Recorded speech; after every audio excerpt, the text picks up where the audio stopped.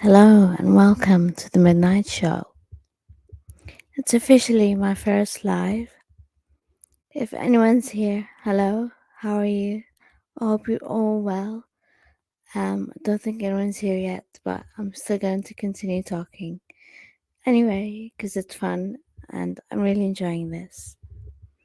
Okay, I hope you had a really good week and it's Friday.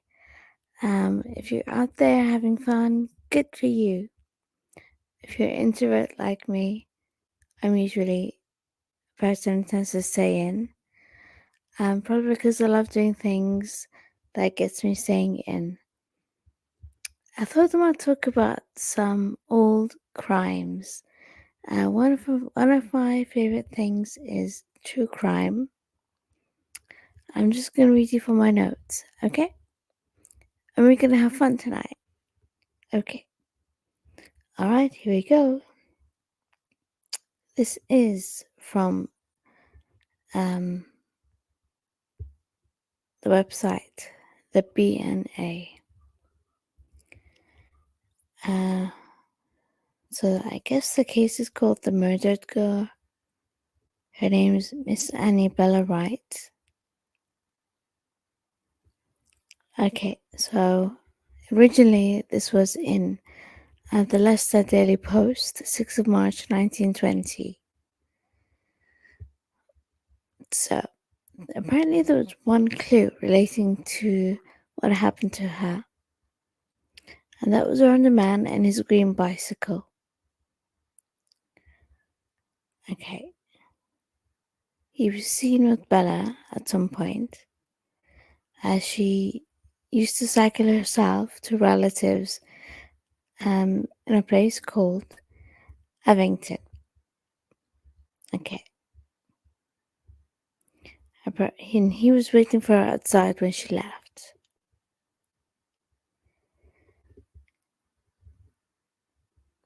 Her bicycle was green, and he was dragged from a canal in March 1920, and it led to the arrest of a Ronald Light, a former officer with Royal Engineers. The evidence against Light was a school teacher. Okay, here it is. So this is what the Leicester said about this case.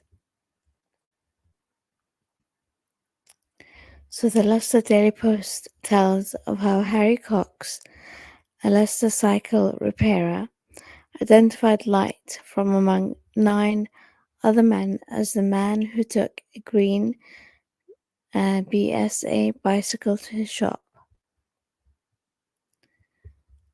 That was a quote that was quoted. So then the prosecution used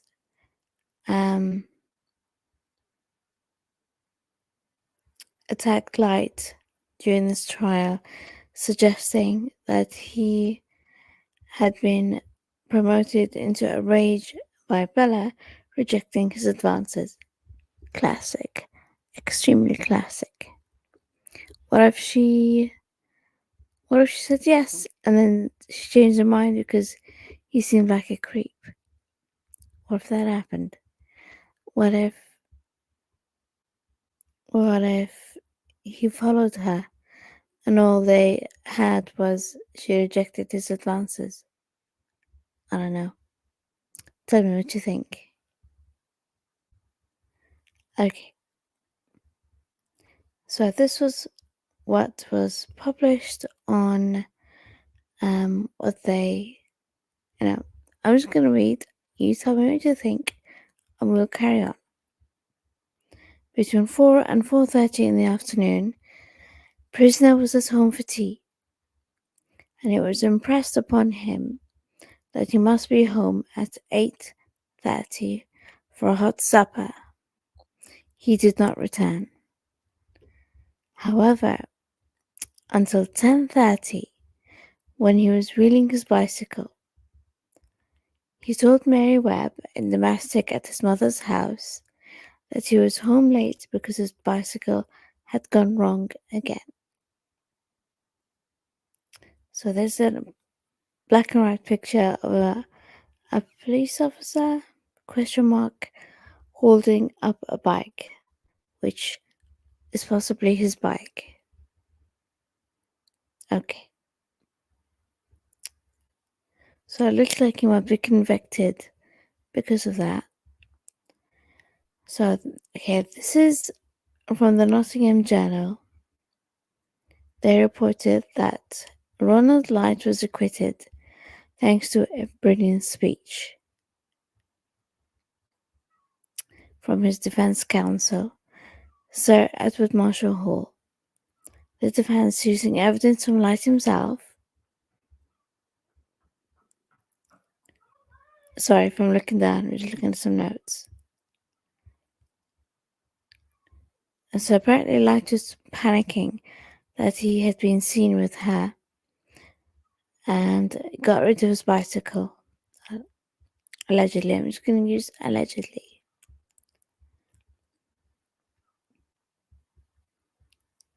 Okay.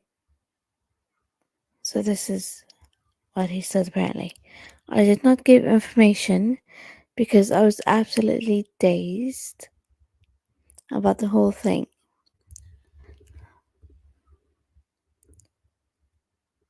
What I saw in the newspapers was certainly the first intimation to me of the murder.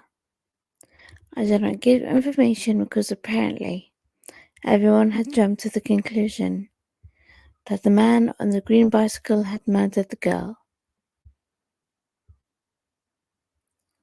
So the jury accepted this version of events, which caused Bella Wright's death never being determined.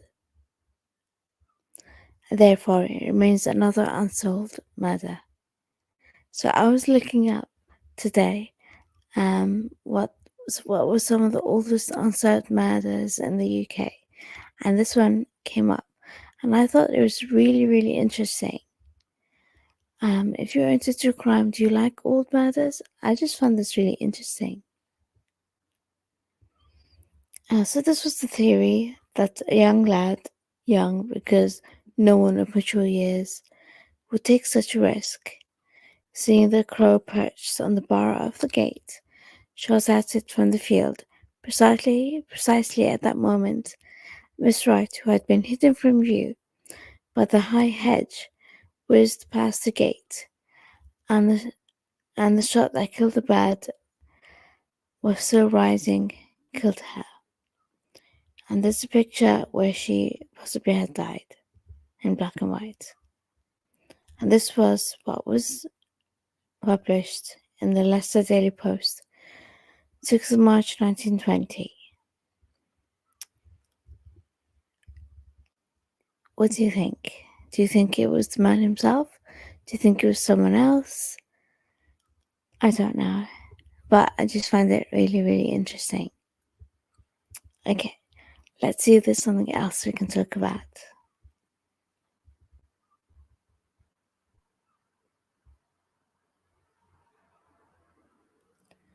I'm just gonna quickly go by. Ooh, this crime happened in Brighton, and I live in Brighton. Let's take a look. It's called the Brighton Trunk Murders. So apparently there are a lot of killings here. In 1934, a trunk was discovered at Brighton Railway Station containing the remains of a woman and a scrap of paper that had the words Ford, which was thought to be the last part of a place name and was the only tangible clue. Okay, so there's a picture of Brighton in 1933 published in the Sphere on the 10th of June 1933. It's a black and white classic picture of Brighton Beach. Okay, and this was in the Daily Herald. So the Daily Herald reports Sussex Police went into action on this, on what happened. to find out the identity of the victim and her killer. 40 police set out to comb through Sussex towns in a military-style operation covering Brighton, Hove and Portslade. So these are just local towns. So Brighton and Hove were put together as one city now, but they were separate before. Portslade is technically like a village. You could consider it a town. Okay, so as the Nottingham Journal remarked, newspaper or a publication of a sort, it is difficult to believe that the killing, dissecting, and disposal could have been done without arousing any suspicion. But as with the Thames murders some 50 years before, both victim and murderer remained unidentified. And then in July 1934, just a month later, another body in a trunk was discovered in Brighton. Her identity was discovered to be that of Violet Saunders, also known as Violet or Violet K, a dancer. And they spelled Violet two different ways, one with one T and the other with two T's. Okay, hold on. Her alleged killer was brought into custody. A one-time waiter, his name was Tony Mancini, who also went by the name of Jack Noiter. There's a picture of the Daily Mail from back then. I'll link this website, and you can take a look at it yourself. Okay.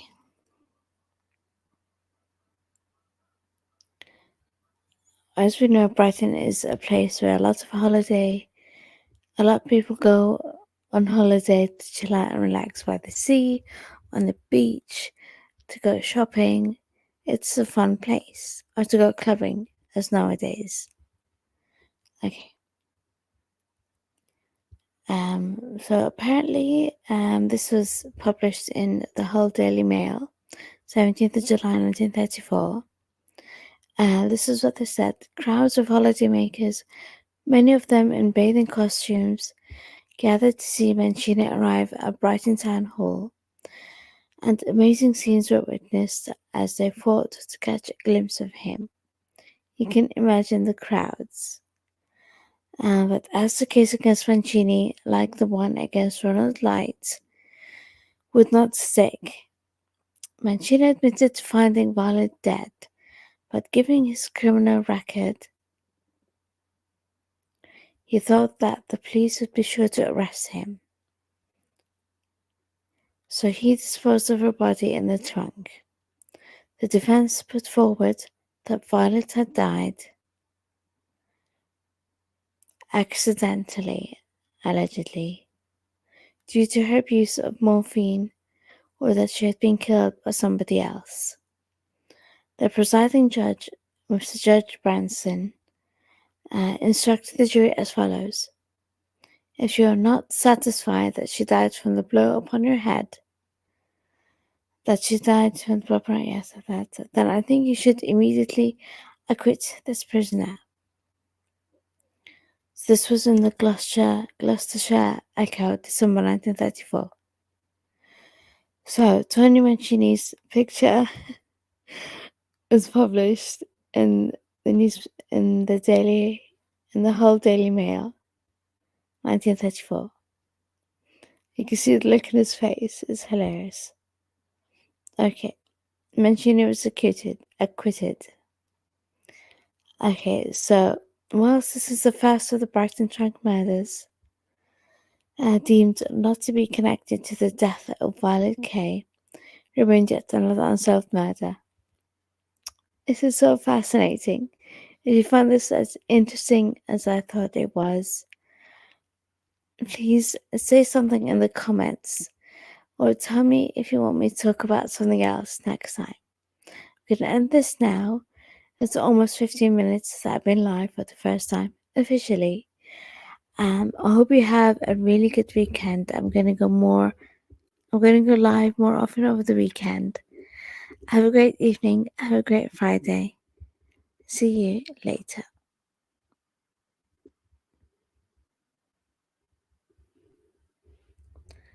Hold on.